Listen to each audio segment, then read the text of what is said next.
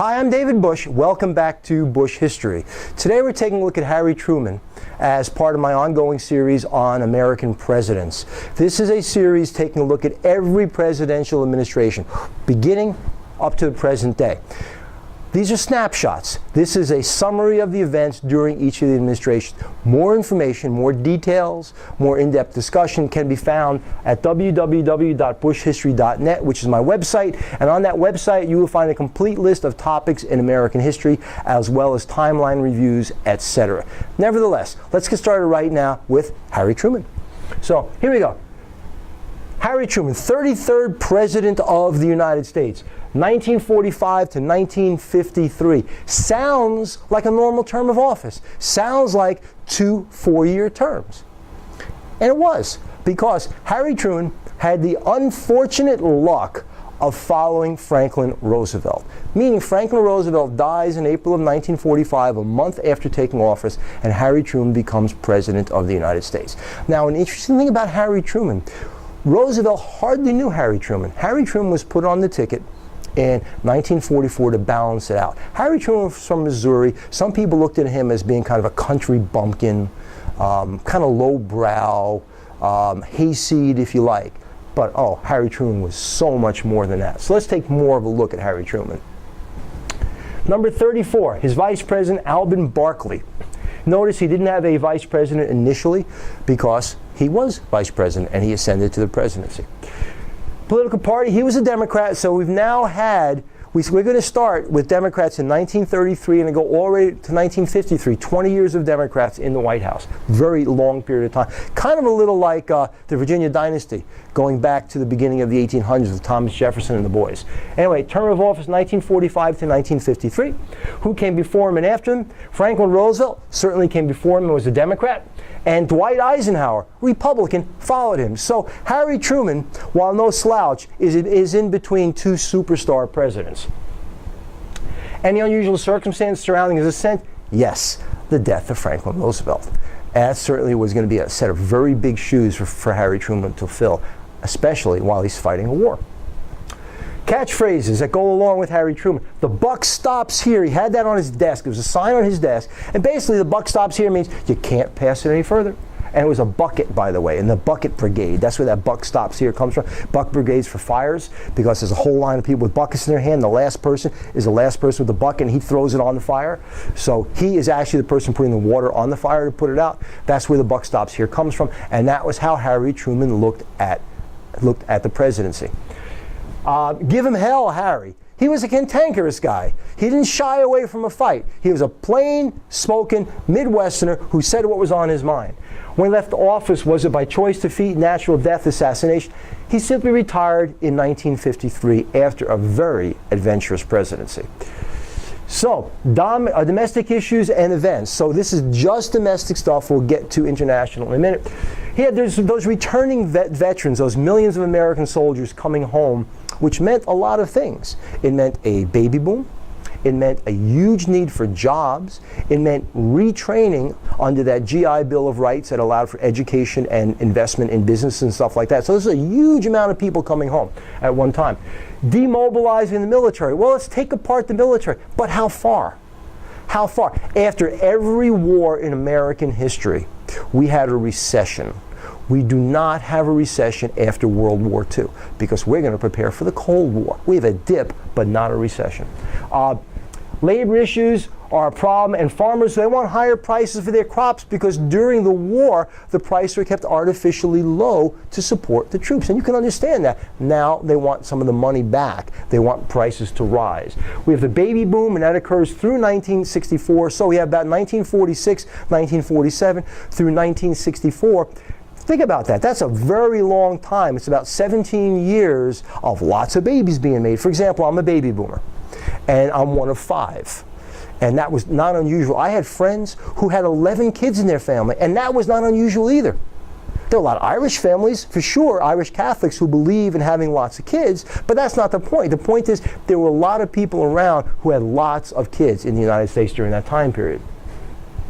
1947, we have the Taft-Hartley Act. Now, Truman was not that popular with Congress. So the Taft-Hartley Act was actually passed over his veto. And that was a restriction of labor unions. If you remember the Wagner Act during the New Deal supported labor unions, the Taft-Hartley Act is going to take back at labor unions. So this is a conservative grab at the labor unions while Harry Truman is president.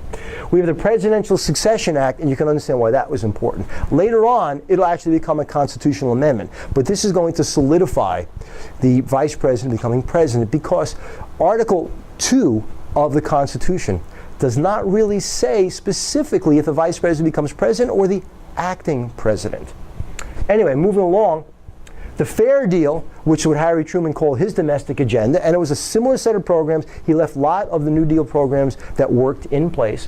And we have the National Security Act, today known as the NSA, and that's going to set up things like the CIA and all kinds of covert activities. In 1948, we have two big executive orders, 9980, 9981. They integrated the federal government and the armed forces because we still had segregated troops during World War II.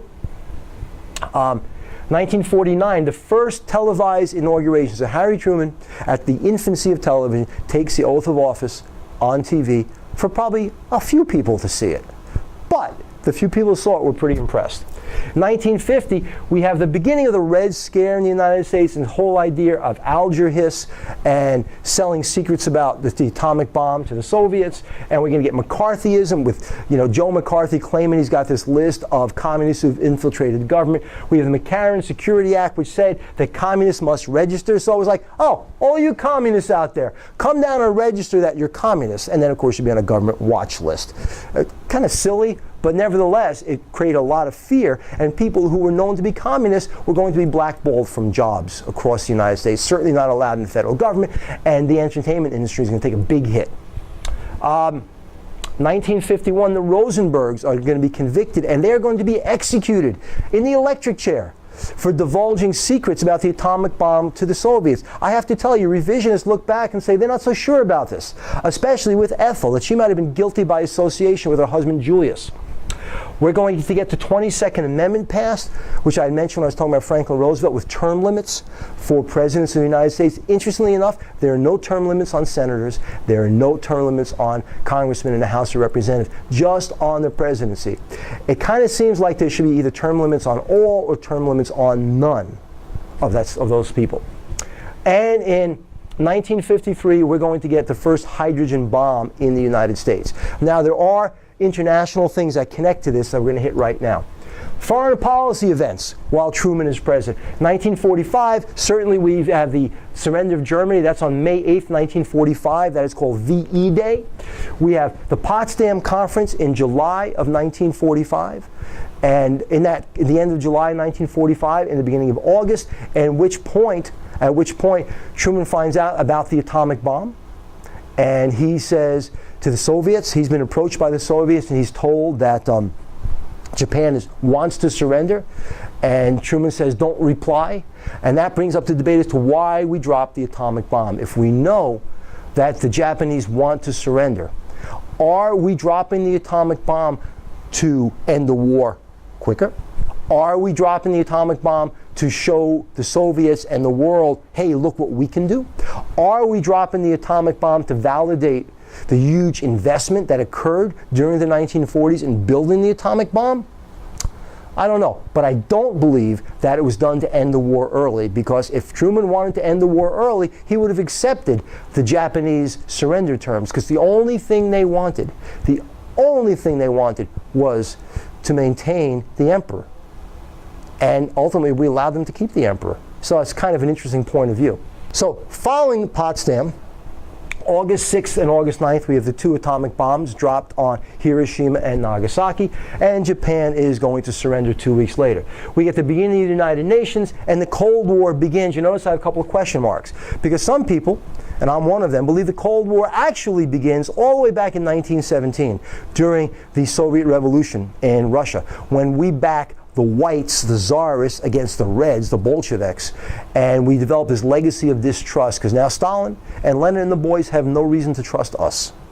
And then when Stalin turns around and makes a deal with Adolf Hitler, the Nazi-Soviet Non-Aggression Pact, we have no reason to trust them. And then we're strange bedfellows during World War II because we have a common enemy. And then at the end of World War II, once again, we don't like each other very much. So we'll use 1945 because that is a division of Germany, and that's the atomic bomb in the beginning of the arms race. And most people conventionally go with that. But you can see it really is further. It just didn't start one day when someone snapped their fingers. 1946, we have the Nuremberg war crimes trials, at which point the discussion occurs about just following orders and crimes against humanity. And those trials were prosecuted, by the way, by all of the winners of World War II. And they were in Europe. So France, the United States, Great Britain, and the Soviet Union got to help prosecute those crimes. We have 1947, the Truman Doctrine. Truman Doctrine had to do with aid to Greece and Turkey. $600 million it started out as, to fend off the Soviet advances and Soviet interest in Greece and Turkey, because Greece and Turkey surround the Straits of the Dardanelles, which is what the Soviet Union wanted because there was access to the Mediterranean, and the Soviet Union always wanted warm water access.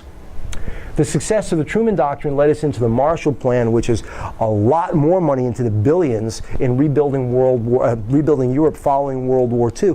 And the only string was you be allies with us and you be against communism. Now, of course, we had the kind of money to do that. The Soviets didn't. The Soviets, remember, were greatly destroyed during World War II, and we weren't, so our infrastructure was intact.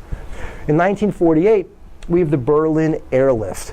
The Berlin airlift had to do with the Soviets trying to keep access out of East Berlin. And of course, Truman's reaction was, let's fly over it. Let's dare them to shoot down food and medical supplies. In 1948, we also recognize Israel. Highly controversial, because Israel was a new state that had just been involved in all kinds of international problems and their own war for independence. We're going to recognize them in 1948. In 1949, the Soviets explode their atomic bomb. Harry Truman had been told it would be at least 8 to 10 years before the Soviets would have an atomic bomb. Didn't work that way.